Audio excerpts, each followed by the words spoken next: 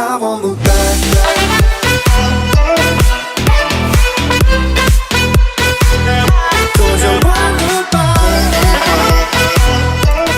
What's going on, beautiful people? I'm the Grandmaster, and I also go by D-Ray, bringing you guys the next episode of the Grandmaster's Table, and I am joined by my beautiful co-host, Summer. Going to say hi? Hi. Guys, today is going to be a legendary episode because we have the creator, the man, the myth, the legend, the one that everyone is just head over heels for. There's a lot of excitement behind this episode, so please join me in welcoming Steve, a.k.a. Magnitude. You know, when you said beautiful co-host, I was like 20% hoping you were going to introduce me.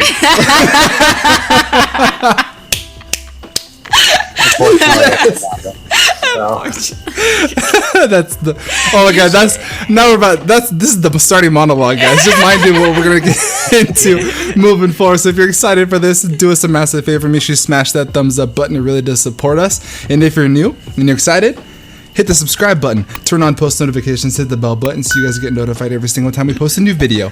So somebody loses their breath every time. So Steve, how you doing? How's everything going today? I mean, like I said, it's 11:30 at night, and I'm an old man now, so usually I'm in bed by now. So I am an old guy. I'm in bed by like 10 usually. Young stallion. Yeah, I used to be like all nighter, but now when I hit the old age of like 27, which that's the grandpa. Oh. Since then, I'm assuming we're both older than that. I'm dying because Daniel's about to turn 29 in a few weeks. No, I feel you though. It's a different mindset because you start to watch the clock in a different way, right? When you're in your early 20s, I don't know how you feel about this, but when I was in my early 20s, when you start to get closer to 10 o'clock is when you start to get ready to go out with your friends. As you pass the threshold, once you get past 25, when your insurance starts to go down, that kind of threshold.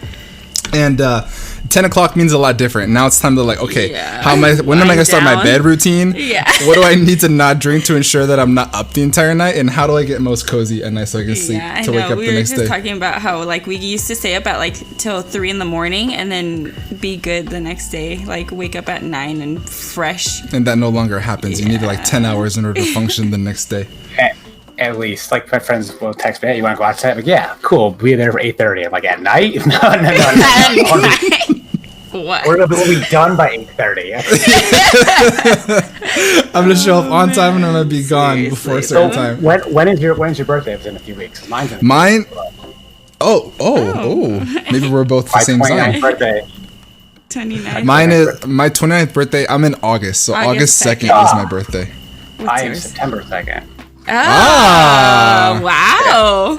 That's interesting. I was born on Labor Day. Apparently, I ruined my mom's Labor Day picnic. But your poor mom.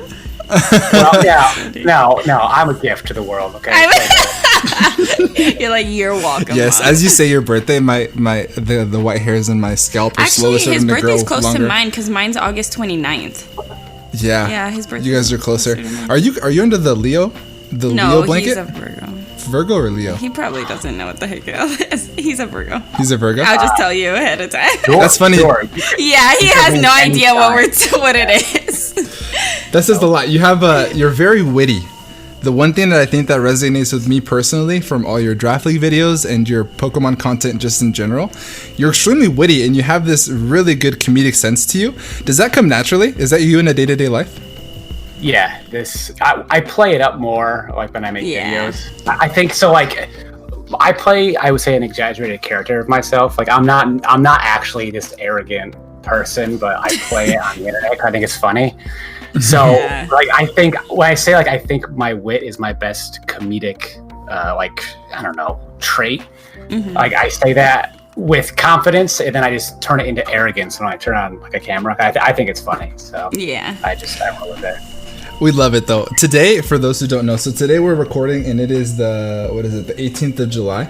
And today's Saturday, which is opening day for the BBR, the Breejex Battle Royale. And if you guys haven't seen Steve's video, make sure you check that out. I'll leave that down in the description below. Within the first minutes, you just capture everybody's attention just before the battle even begins, just starting with the fisticuffs with their good friend,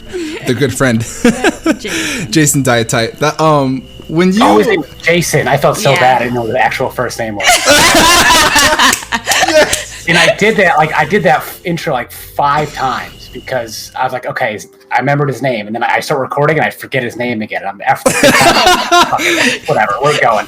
It just leaves your brain. That's epic. Yeah, that's funny. Yeah. Stage fright in a way. I felt bad, but at some point I had. It happens. It happens. All day.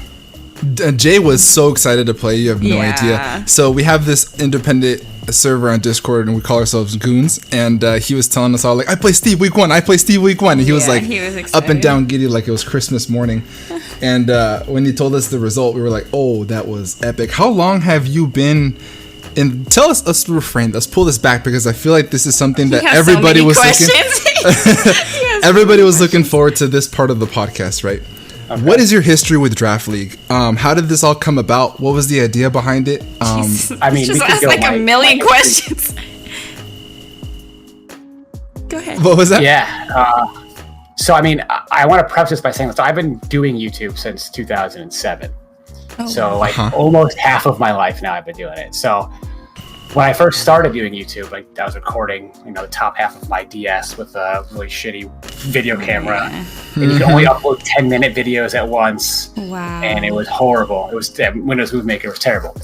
So after doing that for like 6 years, like it was getting boring for me. So I'm like, how can I make something that I'll want to keep doing, because I just can't keep doing this. It's not sustainable for me. So it started with literally like a bumper sticker that I had one of my friends make. I was like, all right, Amanda, I'm a big Milwaukee Bucks fan.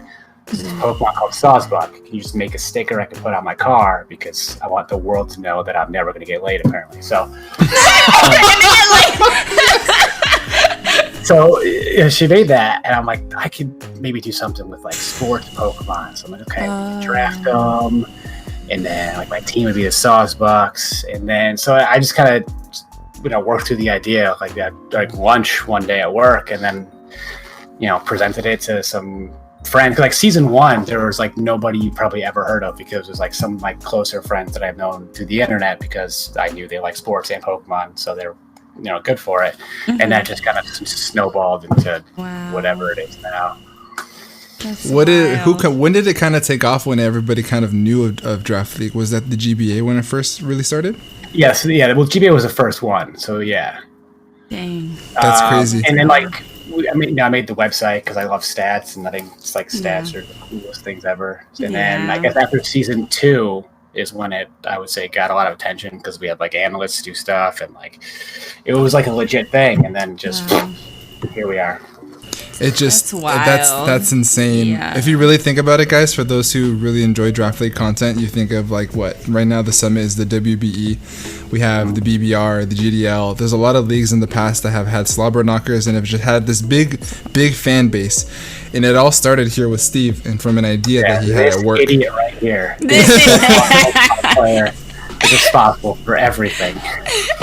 That's incredible. So you're a big sports fan. Are you more of a basketball fan? Because I know that you talked about the Bucks, and is it because the basketball being your number one favorite sport?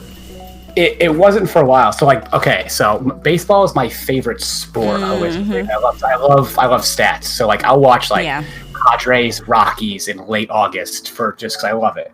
But like I'm a Milwaukee Bucks fan. Like they're my favorite sports team. Like I'm a Red Sox fan for baseball, but I'm more of a baseball fan. Like the Bucks, I'm like, I was supposed to go to a game in April, but then unfortunately, whatever. The moment that you said Padres, my eyebrows just raised up. So we're from San Diego. And where exactly do you reside? I am in Connecticut.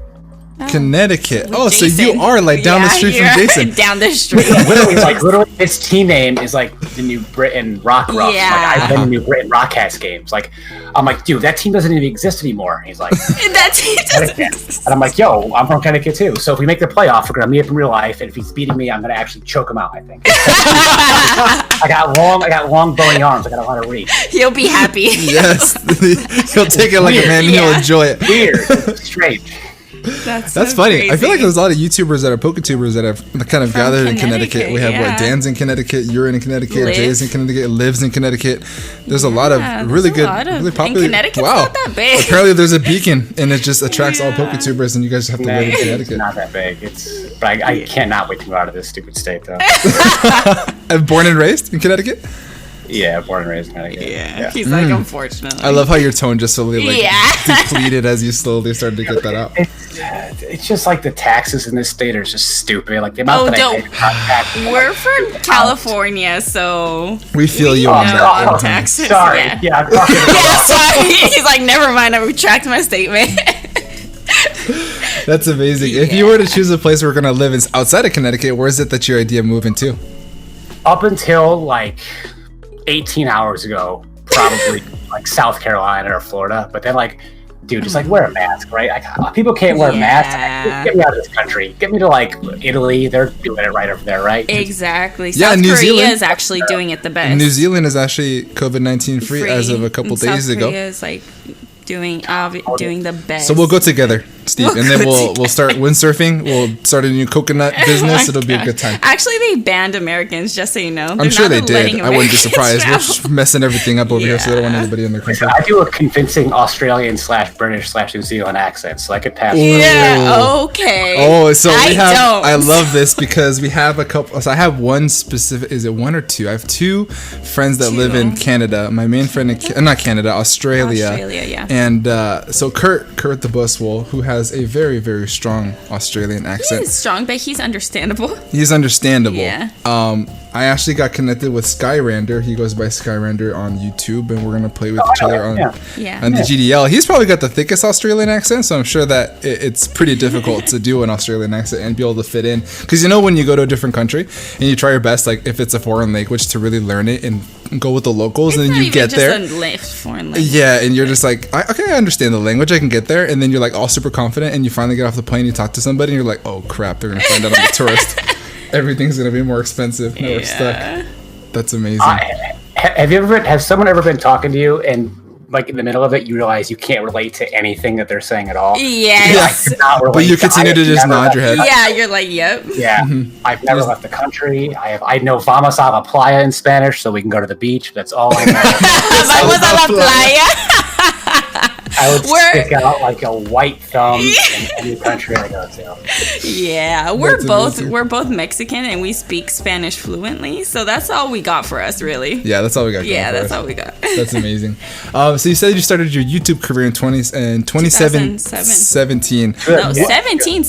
2007. Yes. I didn't catch that. I thought it said 2017. How could he start Draft League in 2017? I know. I don't know why I can. I'm talking to Steve Magnitude right now. My brain is. He's all fanboying. But 2007, a long time ago. What was the initial prowess to start your channel? Was it a hobby thing? Did you do it with a bunch of friends, or was it just wanting to do video games and make something out of it?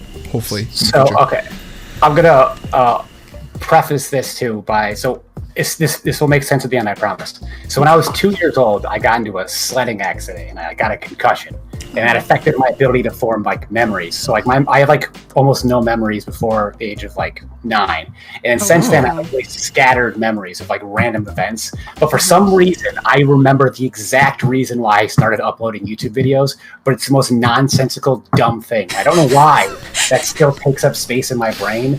I know exactly, like, I could picture the conversation I was having in a Zat chat with people. I know their names. I can remember that.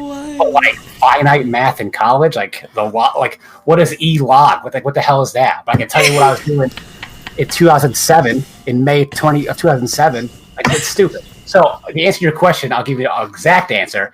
I was talking to these two people. I was playing a Korean Digimon MMO, and their in-game names were Rumor and Himotoshi. And they were talking about Pokemon X and Y were coming out. And I was like, yo, I want to make videos to show you guys, you know, how to battle, because they want to know how to battle. So I'm like, I'm going to get a video camera.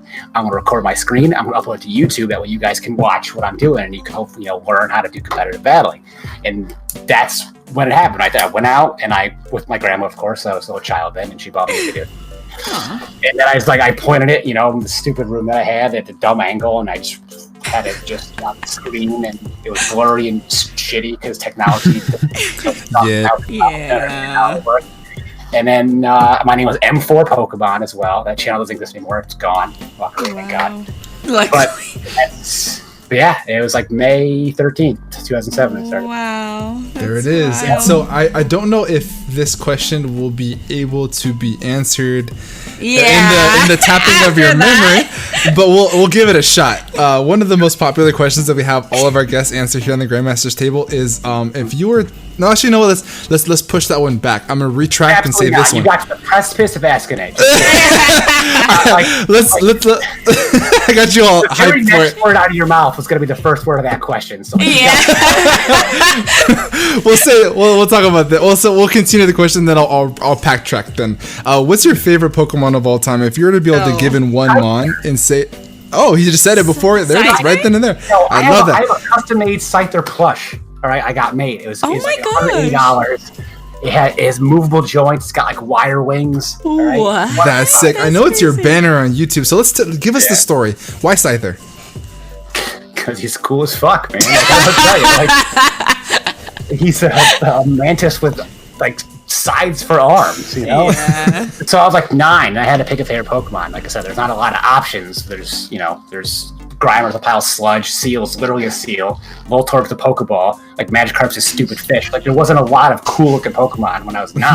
I had like Dragonite, Gyarados, Pinsir, Scyther, Mewtwo, and I guess Charizard, and that's it. Those are the options to pick from. So, and Scyther is far and above the coolest. So, it's slam dunk with Scyther. I mean, Scyther himself can't slam dunk because he would slice the ball, and that would be being an effective basketball player. But Scyther is by far the coolest. So there you go. That kind of brings you into the next question that I was trying to get to, is that when did you dip into being a fan of Pokemon? So you were Cantonian, right? What was your first experience dipping into a friend? Yeah. Oh, there we go. Yeah, 1999. I have this. Why do I have this memory? It's stupid. I was at Lone Oak Campground, and the camps So like the camper next to us, when they pulled in, like it was a horrible rainy day, so we like helped them set up their tent and we invited them over to hang out with us. And one of the kids had a Pokemon game, and I'd never experienced it before. I'm like, this is the coolest thing I've ever seen in my life. Like this is awesome. So I started. My interest was then. It was right there. And then I went out and got that purple Game Boy Color for my birthday. Yeah. It might have been September 2000. I don't remember exactly, but got Pokemon Red, and then I got that Game Boy, and then now here I am, the nerd before you today. You had the well sought after Game Boy Color. Was that the transparent purple one you're talking about? It was. Oh Yeah, I yeah, had that that one was too. that was like the cream of the crop. That was like the Yeah. flex of 1999. There was like the I had specific. friends at that age that would.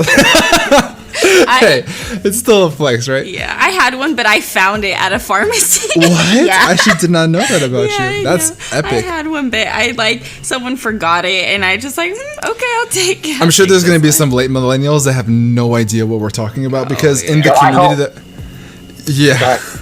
and just in our kind of group of YouTubers that are here nowadays, they're usually between the ages of like what the good skilled competitors in Draft League are between like 19ish to like 23 or 24. even. Yeah. And besides the group of people that's with me and Steve, right? There's Dan, there's Chase, there's Envy and Joey. All of us are like grouped together in one, and we're a little bit older in the community, like with Panther.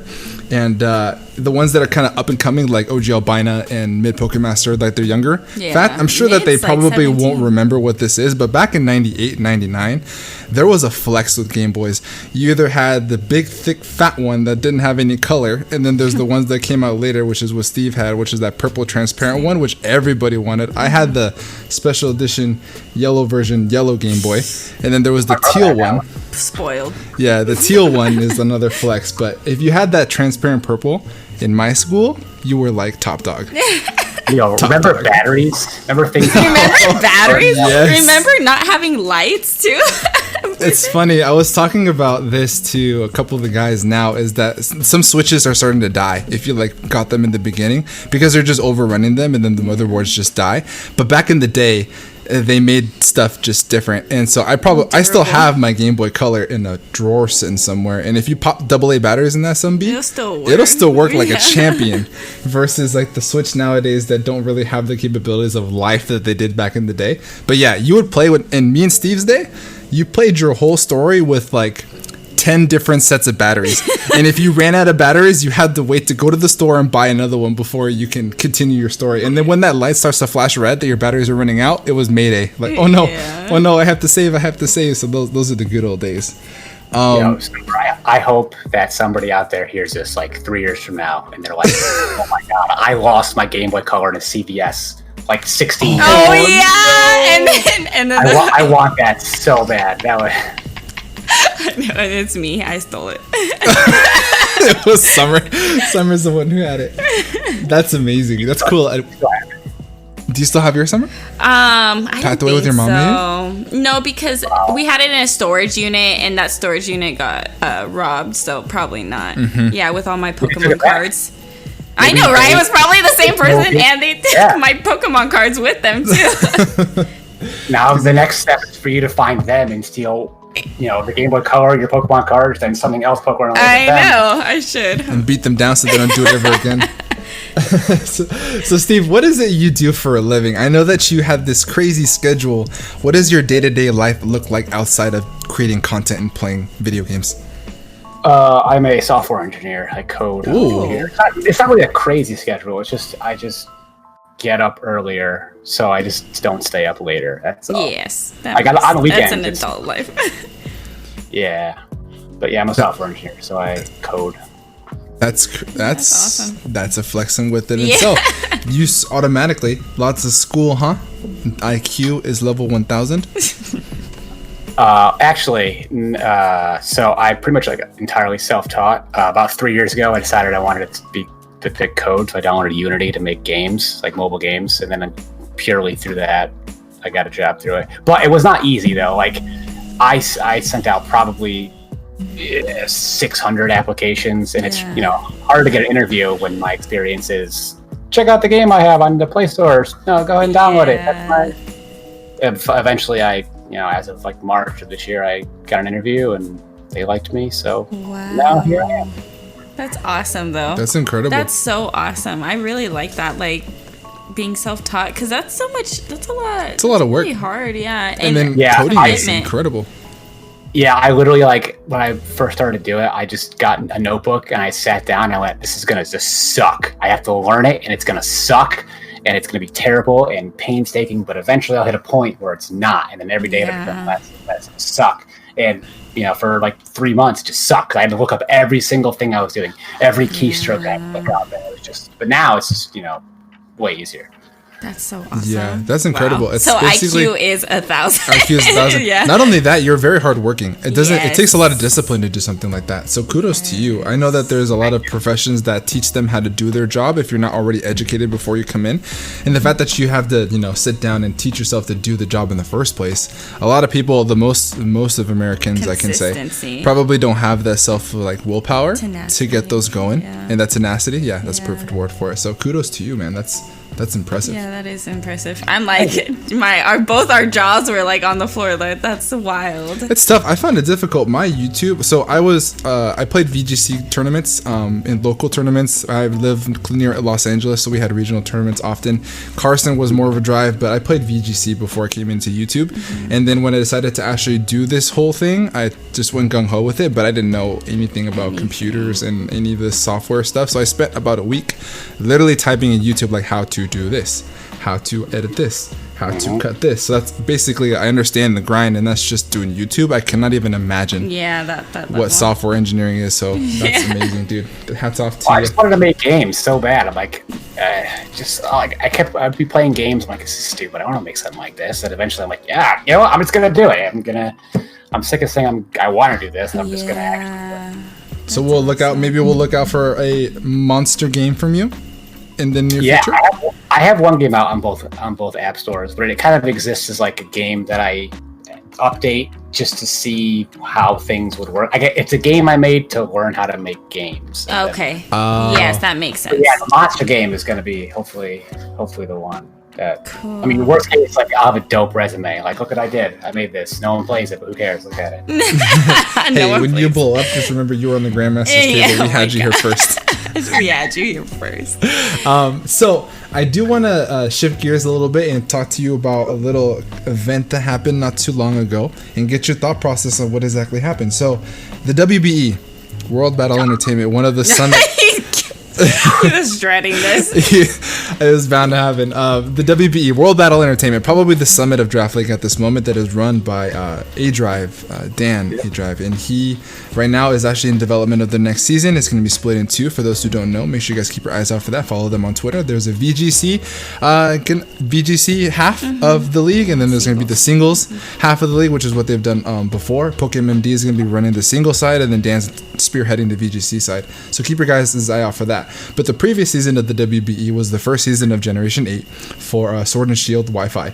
And you guys kind of started this a little bit early, and there was a small cast of really good content creators that came in, they battled and made an epic season. And you ended up in the finals with our good buddy and a resident to the Grandmaster's table, Kyle A. Tell us a little bit more about how that was, the experience about that, your thoughts and process moving into the game, and then what ultimately ended up happening. Yeah. It was good. Next question. So what do you want to know? I mean, there's a lot that transpired over the course of that. Let's piece it together. How was the season? Did you enjoy Generation 8 as a whole, in general, moving forward from the little that we knew in the start? I just enjoy Pokemon as a game at this point. So I'll enjoy whatever metagame exists from it, whatever comes out of it. I'll enjoy it no matter what. So yes, I did enjoy Generation 8. I guess I could walk you through the season because it was a wild one. I remember. So the turning point of the season was I went up against Cybertron, probably with 3 weeks left, and I was like on the cusp of a playoff. Where I had to win some games and then had to get some help to get into the playoffs. So I ended up 6-0ing Air Cybertron Bang, which I say that because. A BGC guy. And I 6-0'd with a Cellgore, and I was like, I'm on top of the world right now. This is great. 6-0'd him.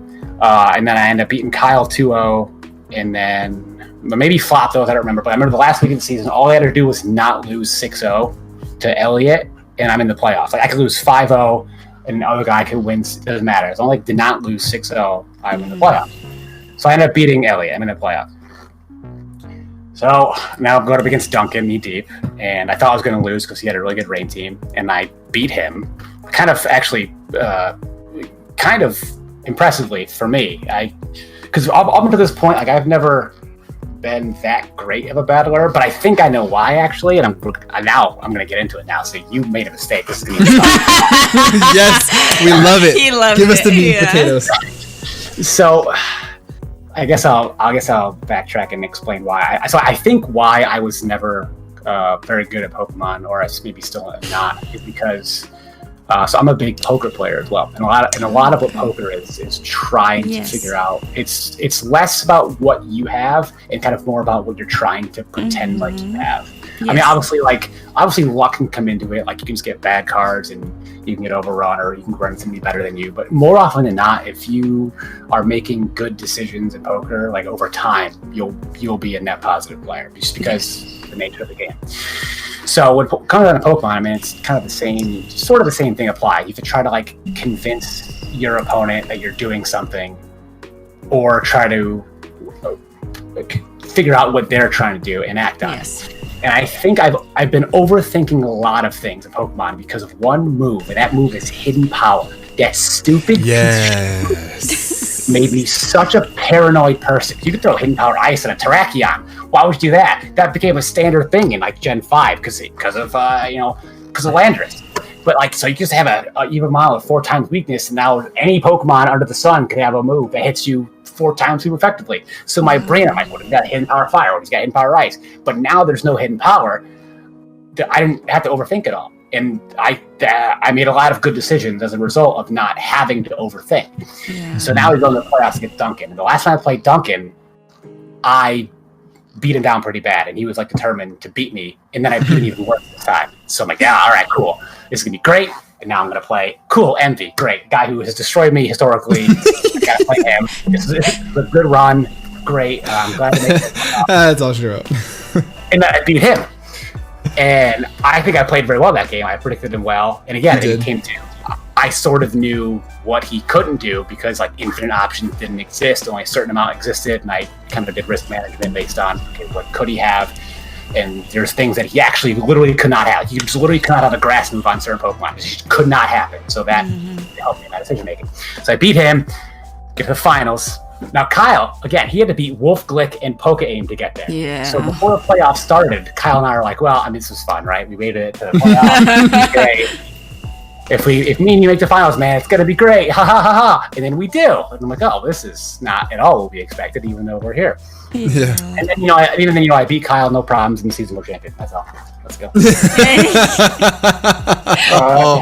This is the definition of tiptoeing around like an iceberg.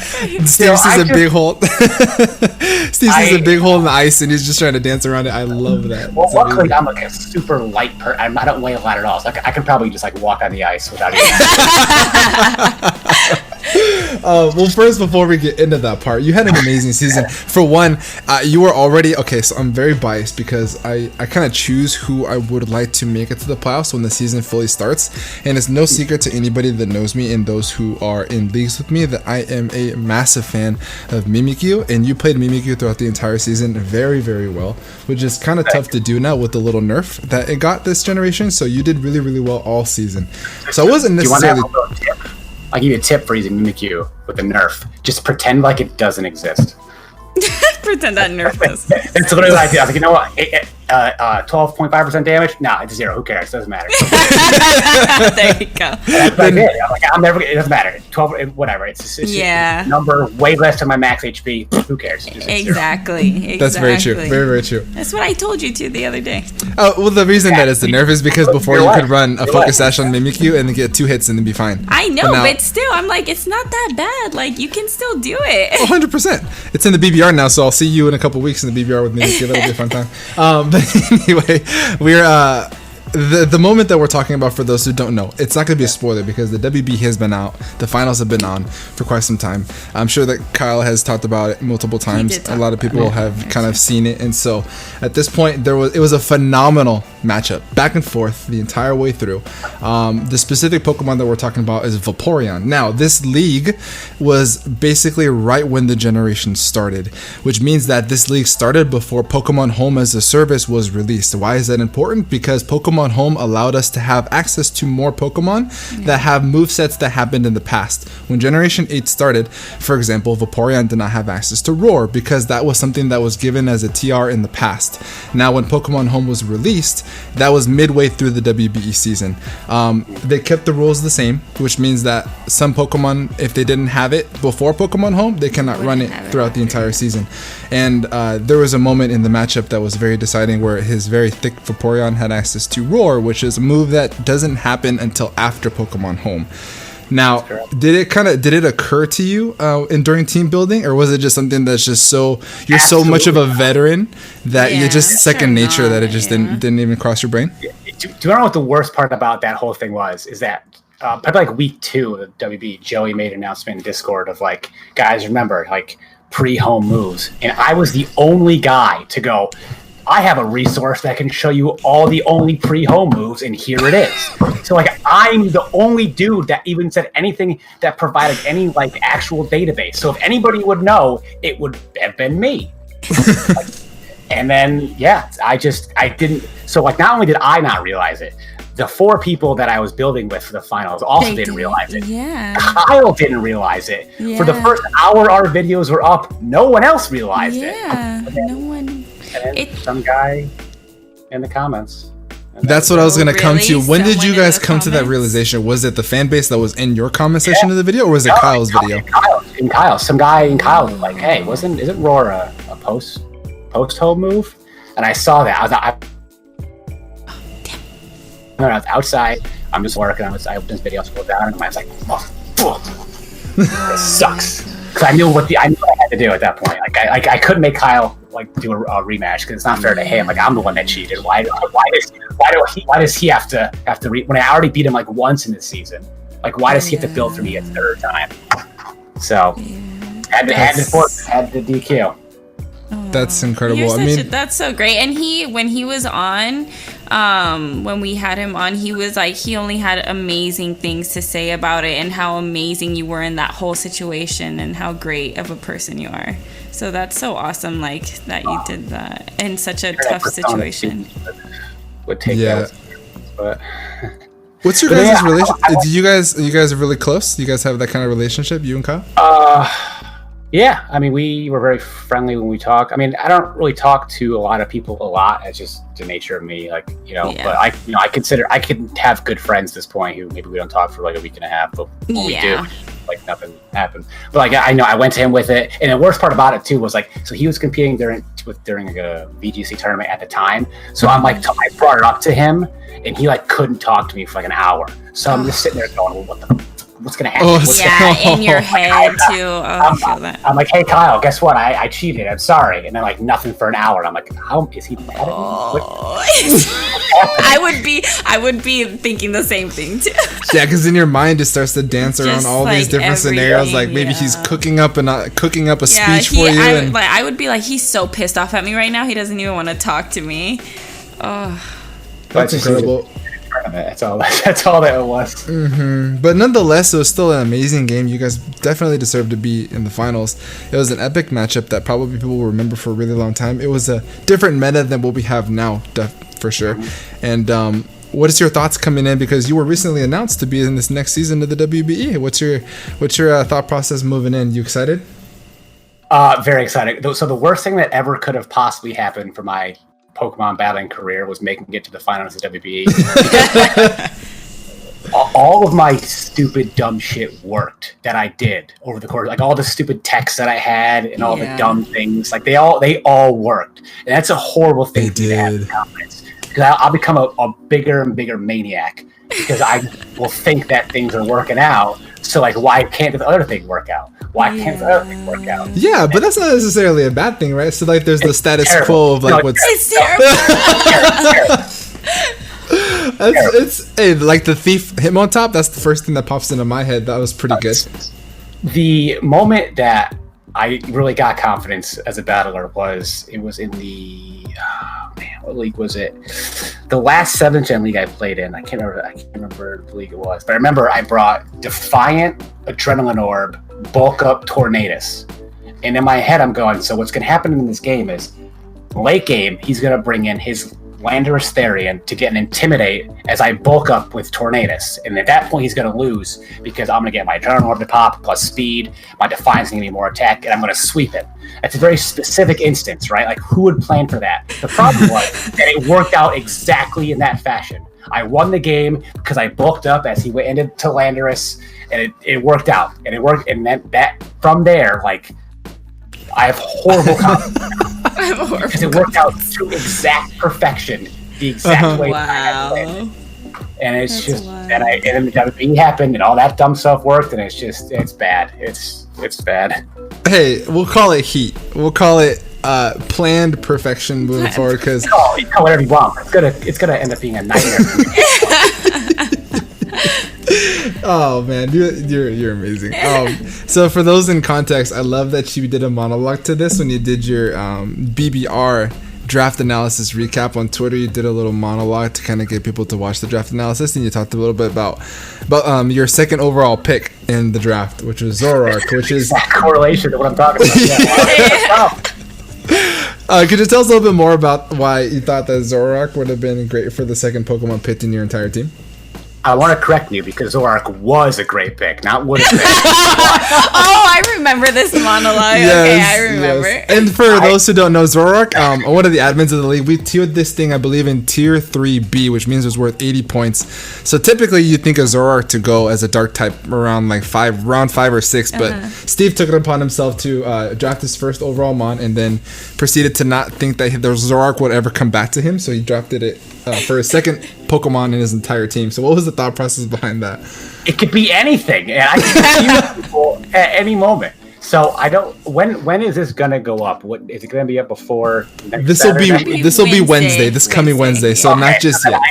I don't want to give spoilers for Week 2 battle. So let me try to think about a way to say this without spoiling it. But I learned something about how Zoroark operates that I don't think it did in the past during the battle. Oh, interesting. Now you have to teach me because I don't even know what you're talking about. Well, okay, so normally, like when you put Zoroark in, if the 6th Pokemon is what it copies. Yeah. So now the 6th Pokemon can change. Like, so if you're doing switches, it can be like different. So like it can be different over the course of battle because the 6 Pokemon change. I don't know if that's how it used to be. I use Zoroark very infrequently, but over the course of like during the battle, it was different Pokemon, and I didn't even know that was going to happen. Oh, I did not know that either. You switch them out. Yeah, and then they take the slot in your order of your party.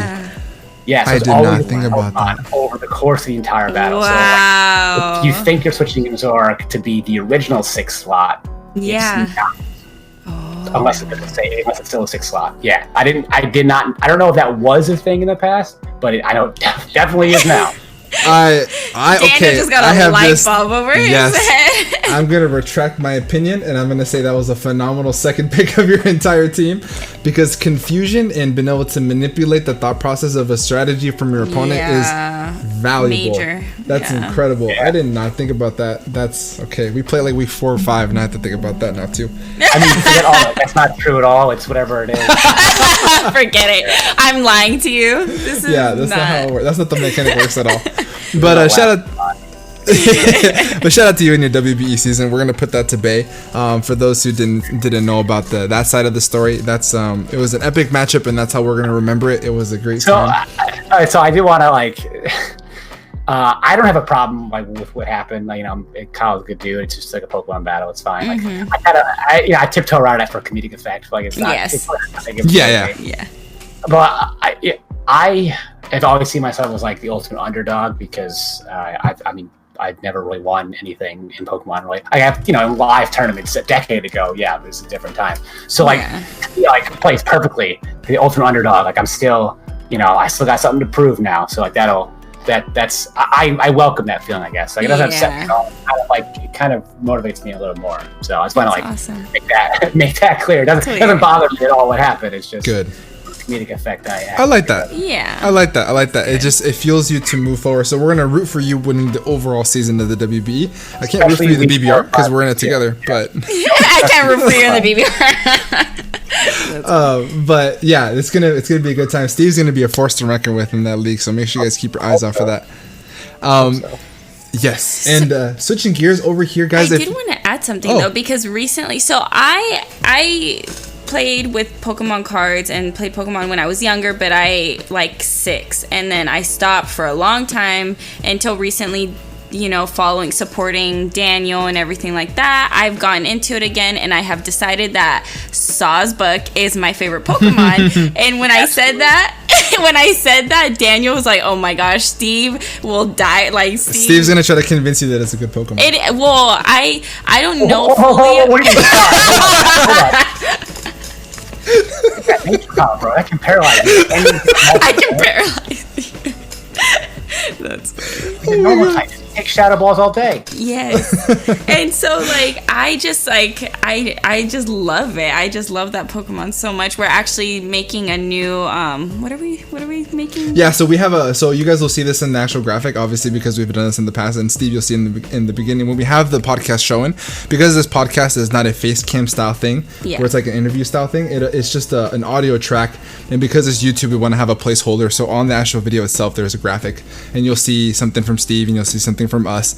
And up to this point, Summer was just been a cutout version of herself. So we're having an artist known by Trainer Mosby. He's gonna do a commission of us, where I have Mimikyu on my shoulder with the Galarian Darmanitan, which is my second team's mascot, along with Summer Sawsbuck. She loves the spring Sawsbuck. Do you have a favorite form of the 4? Whatever wearing the giant antlers with the pink leaves. Is that the autumn one? I think. Autumn, yes. The autumn one is the like pinkish reddish leaves. Yeah, that one is nice. I almost picked that one, but I went with spring. Mm-hmm. So you play that? You still play the card game?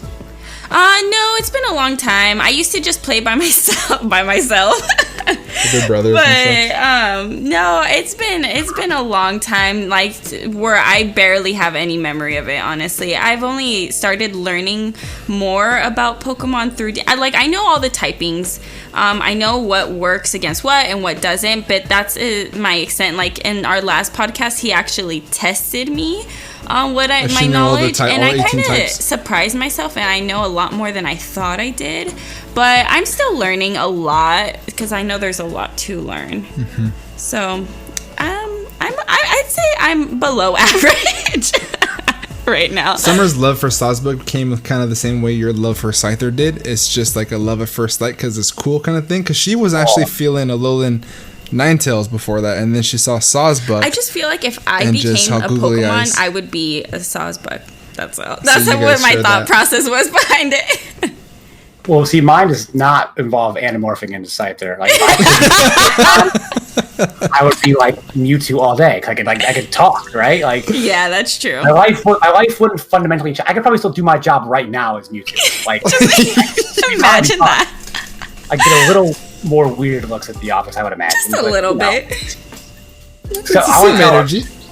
I have a quick story about Pokemon trading card game, if you'll Go permit. for it. Yes, Please of do. course. So in I think it was 2012, I convinced the Pokemon National trading card scene that I was playing a quad Scyther deck that topped 64 when I was not even involved in Pokemon National TCG at all. So What? I think it was. You can find a few if you type into Google right now, like you type in like Pokemon Nationals quad Scyther, you'll find a few, probably some Poke Beach forums and like probably one article and some tweets about like there's some talk about this somewhere with the quad Scyther deck top 64. Anyone knew who it is? And there's just people trying to figure out what who I was and what deck I was running. So at Pokemon Nationals 2012, I went there with a lot of people, a lot of YouTube people at the time. I think it was 2012. I can't remember the year exactly. Maybe 2013. I don't remember. But so it was me, Nick, and Tup, and I'm like, all right, Nick, let's just start tweeting about how we're playing against some guy with a quad Scyther deck, and we'll just see what happens. Like, you know, a hashtag Pokemon Pokenat, stuff like that. So we start doing that, and then Nick's talking about, I just beat some guy with a quad Scyther, and then Tup's like, oh man, I just got blasted by this dude who had a quad Scyther deck. And then I just tweeted about how I'm playing Quad Scyther, and then a couple of people in our group mentioned that they'd heard somebody playing Quad Scyther, top 64, and they hashtagged it. And then also the next day, we're finding all these threads about like, who's playing this Quad Scyther deck? They're top 64? Does someone get the deck list? Like, I play Scizor. And it was for a very short moment of my life, I had achieved more success in a Pokemon adventure by never actually competing in that venture. Very odd. Like, it was a little insulting. Like, wow, I am more famous for this right now by not actually doing this in my previous 5 years. It's stupid. This is dumb. The internet's stupid. But That's I've never played a crazy. Pokemon card game, but you'll find some stuff out there still about Quad Scyther, and they never figured out who it was because obviously it didn't exist. Okay. But they also never figured out that it was a lie. So that's the important part. There are people probably still to this day. Well, now they'll know.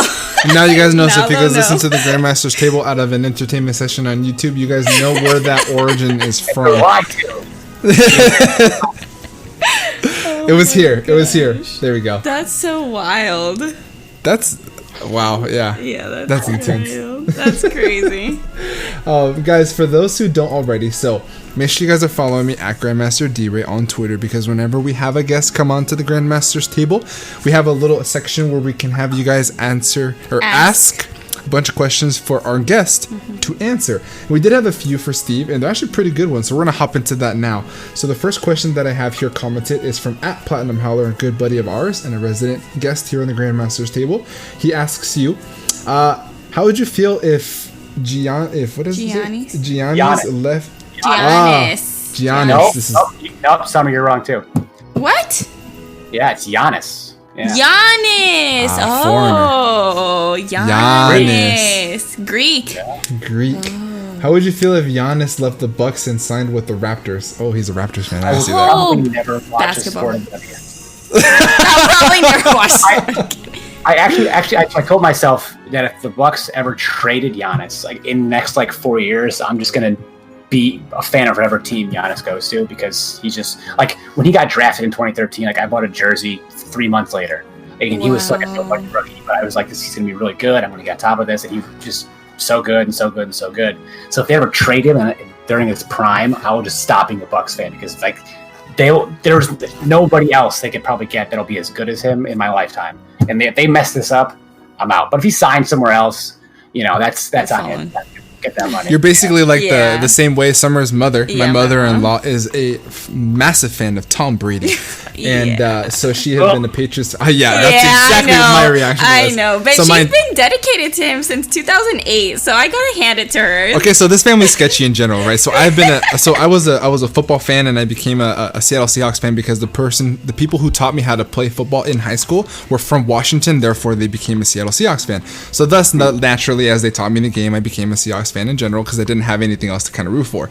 As I kind of grew on my sophomore, junior year, I got more involved with the Boys and Girls Club, and I met players of the San Diego Chargers back then. Antonio Gates, Antonio Cromartie. We had LT was on the team back then, Quentin Jammer.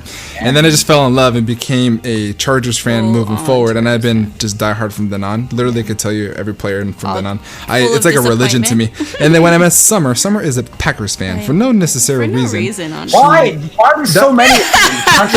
Why are there so many of these cheeseheads? That's what I said. I honestly don't know. I just remember just when I was younger and family watching football, Packers were always on TV, so I just kind of like imprinted on them and made them my team.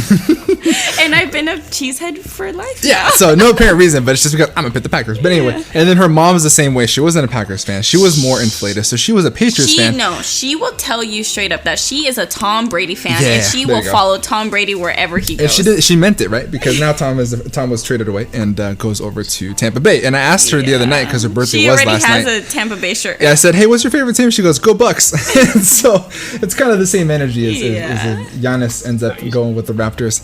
I'm sure that Howler will likely have you. Diehard Brady fan since 2008. Yes. So since you already had 3 Super Bowls, she's been pitched that way. Okay. Yeah, she does not have any idea about football. She just has a huge crush on Tom Brady. Yeah, it's more of a looks and an Don't we all though? Yeah, exactly. Hey, I could find some similarities between Tom and you. You guys have a lot of the same facial features. Wow, that is. He's like, wow, are you hitting on me today? We'll talk after the podcast. I'm just kidding. Wait. But she's a Tom Brady fan, so now she's the Bucks fan. So I'm sure that Howler would love to have you as a Raptors fan. If Giannis ends up getting traded to the Raptors, that'd be. Well, actually, so one of my good friends he's actually a Raptors fan, and I met him when I was in first year of college, so 2009, and we were Bucks Raptors fans since then. So like actually this like last year's Eastern Conference Finals of Bucks and Raptors, like we were just pumped out the way for like one of us is going to get there, and it's like who would have thought? Like who would have thought? We were hyped no matter what. So actually, so I guess Raptors are my second team as a result. Because nice. Yeah. Howler's about to lose it. I just know because Kawhi Leonard, he's from San Diego, and yeah, that's how I. Oh yeah. He was built there. He's a robot. He's not a human. He was built in San Diego. He's a robot. Yeah, he actually was. I was Diego. at a bar where he was like right after he won. Oh, that monstrous human being that we saw. Yeah. Mm-hmm. Yeah, crazy. Yes. And then the second thing that we have here on Twitter is not necessarily a question. It's something that we want to see and show you if you hadn't seen it already. Kyle A at Kyle A_, he says, not really a question, but please tell Steve he's the greatest of all time and I love him. So shout out to you and the GOAT. And Kyle, the GOAT. Kyle, you can tell that yourself if you want, That's other resources to enforce it. That's an open door. And then the next question. Yeah. The next question we have here is from It's Sock. He asks you, what Pokemon has been your favorite to draft over the years and why? Ooh, that's a good question. Actually, yeah, because I haven't had historically successful seasons. So.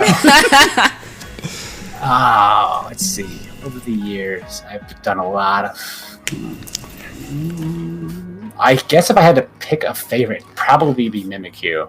I knew it. Okay, so before you said that, I mouthed it this summer watch. He was gonna say Mimikyu because you played that mon so well, and I was shaking my head when he. I said I mouthed it to her in silence like he's gonna say Mimikyu and I'm gonna lose it.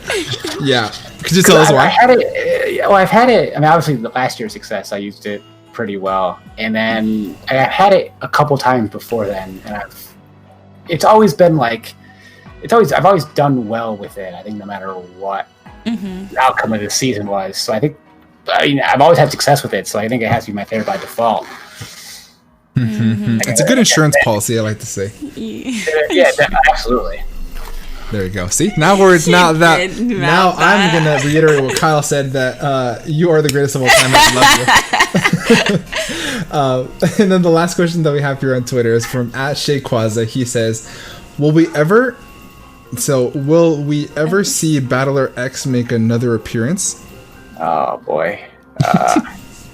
So the answer is no, but it's for the worst reason of all time. It's because I'm pretty sure I accidentally threw out the mask when I was cleaning my office. Oh no, man! I'm like 85% sure it's in the trash. Like months ago. No! You gotta construct that new one. Yes.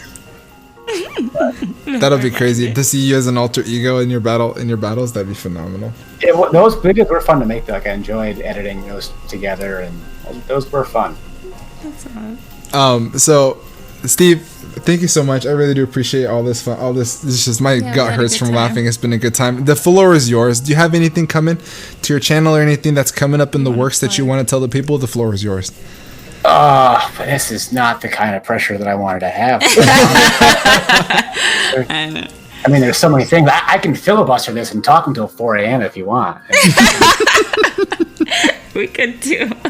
So I will say, I mean, I'll be doing Pokemon stuff, but honestly, so before like COVID hit, for a couple of years, I've been doing stand-up comedy here and there on the side. Nice. So I want to get way more into it once COVID's over. So I want to tell people. Once that's over, I'm actually going to be posting videos of me doing stand-up. So if you think that I might be funny right now, you can see how funny I am when there are drunk people laughing at me, because I appear way funnier than just hideously hammered people. Probably laughing at the size of my nose and wingspan. I think I'm a bird up there with a microphone.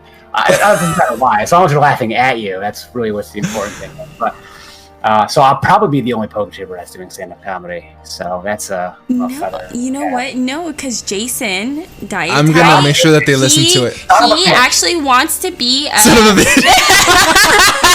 Sorry to break the news. You.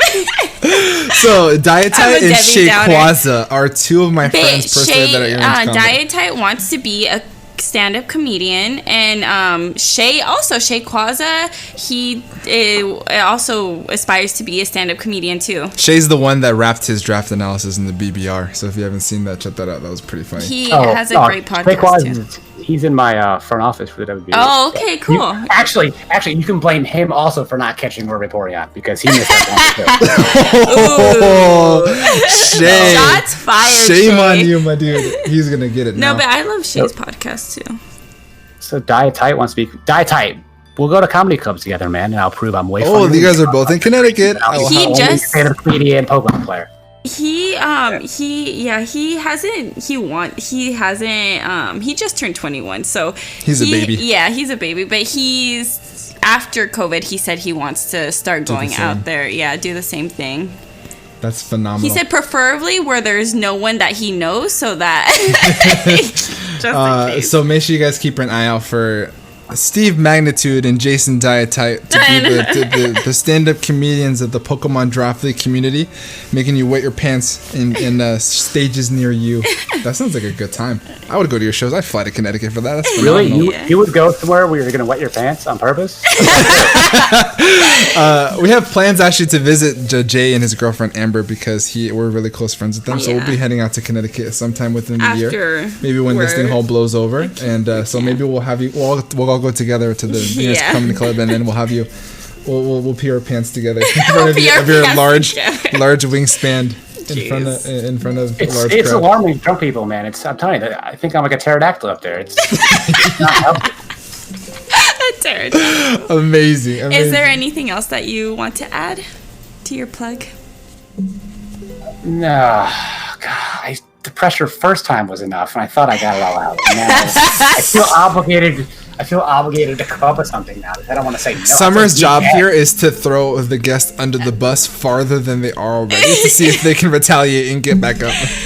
Well, yeah, like I said, I'm so thin, I could probably fit under the bus better than you. And be completely fine.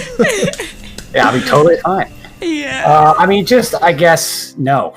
Nope. Nothing. Just no. That's so fun. Well, we want to thank you, Steve, for joining us here. I know that it's really late. We appreciate your time. I know that it's past our bedtime because Yeah. we're in that. I can say that because we're in the same age range because I'm starting to shut down too. But thank you so much for your time. We appreciate you staying up late for us.